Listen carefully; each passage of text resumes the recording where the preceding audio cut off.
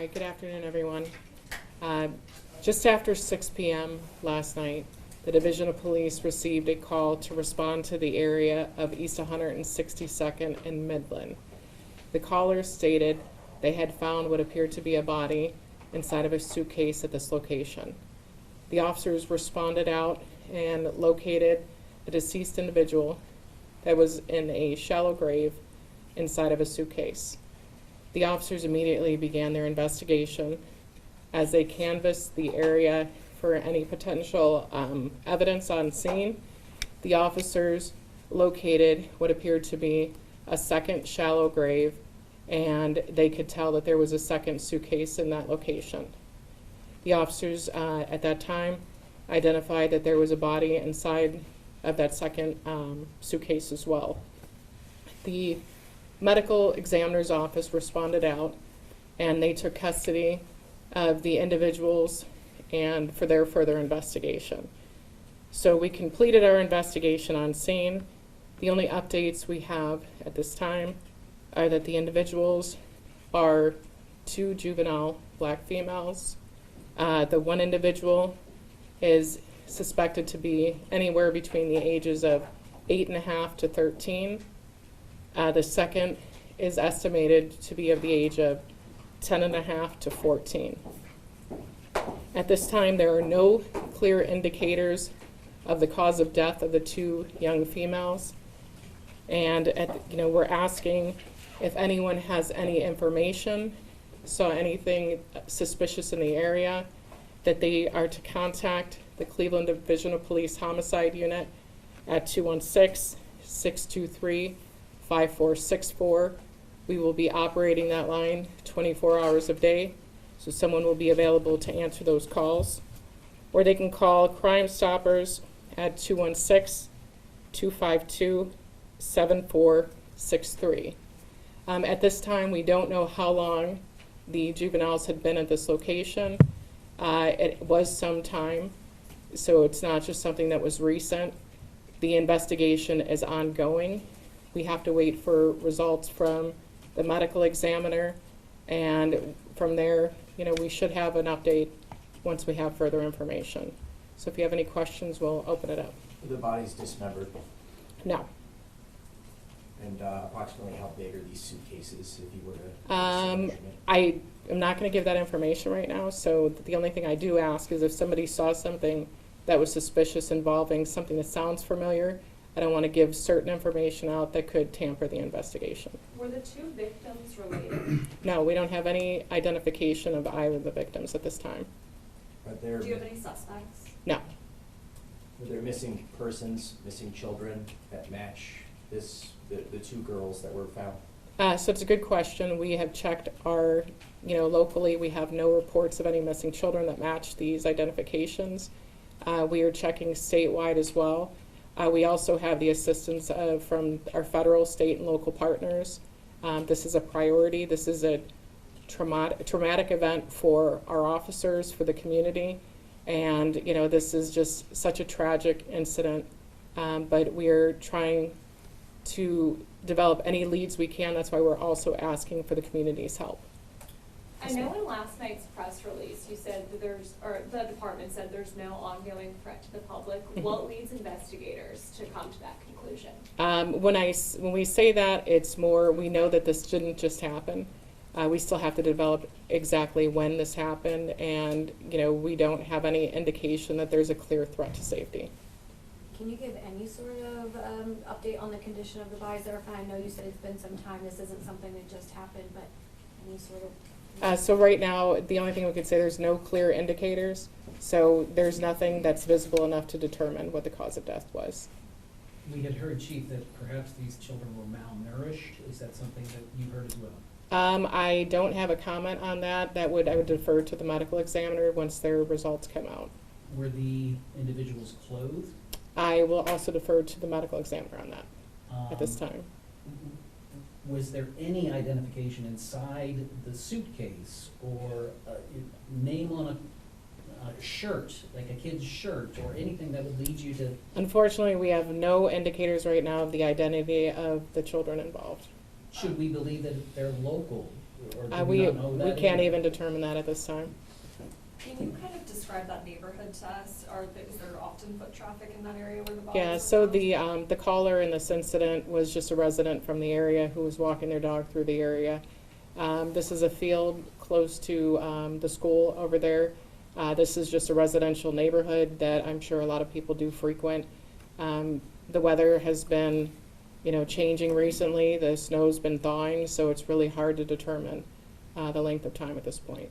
There are some businesses around there with cameras that Mhm. appear to be pointing, I don't know how far they go, but have you been gathering some of that evidence? Yeah, so our detectives have been out there actively walking the neighborhoods and gathering the information.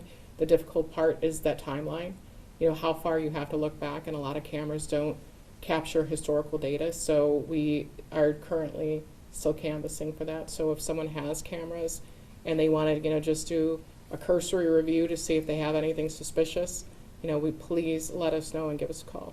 For anyone watching this story, you want people to come forward who may have seen something suspicious. What are some things that, should set off an alarm and they should contact you about? Anything that you see that's out of the ordinary. Did you see anyone spending a significant amount of time in that area? Someone who seems out of sorts to your neighborhood. Usually in residential areas, what's happening in your neighborhood. Something just seems a little bit off. That's why we're asking that anyone who has anything that they believe to be information directly related to or suspicious, that they give us a call. Chief, we had heard that the FBI and perhaps U.S. Marshals were out searching yesterday. Does that search have anything to do with these missing individuals? No, that's not connected. Are you working with any other agencies in this? Maybe the FBI, maybe, National Center for Missing and Exploited Children, anything like that? We are working with all of our federal, state, and local partners. From Department of Children and Family Services to CMSD to the FBI, this is a priority investigation. And as far as your knowledge, have you had any other cases here locally similar to this where children were found in suitcases or missing peoples or like anything like this before? Not that I'm aware of. Chief, can you describe, when it involves children? Mhm. I mean, it takes this crime to another level. It does. Can you talk about that?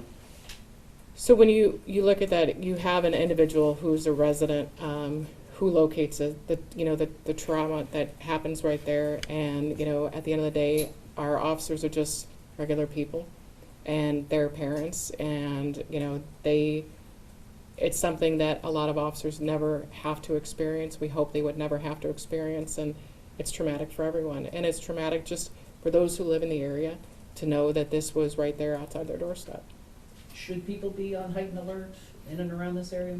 I think all residents should always be cautious to the ongoings of their neighborhoods. Just, keeping alert for anything that is suspicious and always reporting it. We can't do police work alone. It takes the community to be a part of that, to call us, to let us know if something in their neighborhood is suspicious that needs, something for us to take a further look at. Have you been in contact with, CMSD, any local schools, things like that, working with their We're principals? working with everybody. Yeah.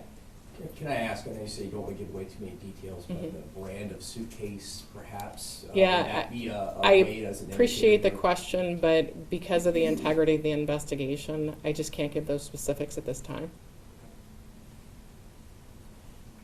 And as soon as we develop more leads or we have additional information, we will keep you updated. As soon as, the coroner's office has more for us, we will keep you updated on that information. We just want to, the most important thing is misinformation gets out there quickly. And we want to clarify exactly what we know at this time.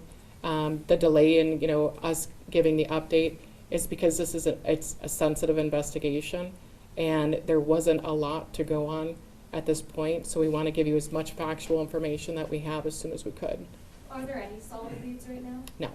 Can I ask, and you may not be able to give it, but can you classify how badly decomposed these bodies were? Was it a great amount? Obviously, that's going to impact the investigation if that's the case. Well, I'm going to leave it to the coroner's determination because they take custody of the bodies, and they're doing their review right now, so they will probably provide that update when they're complete. So Chief, what is your next steps?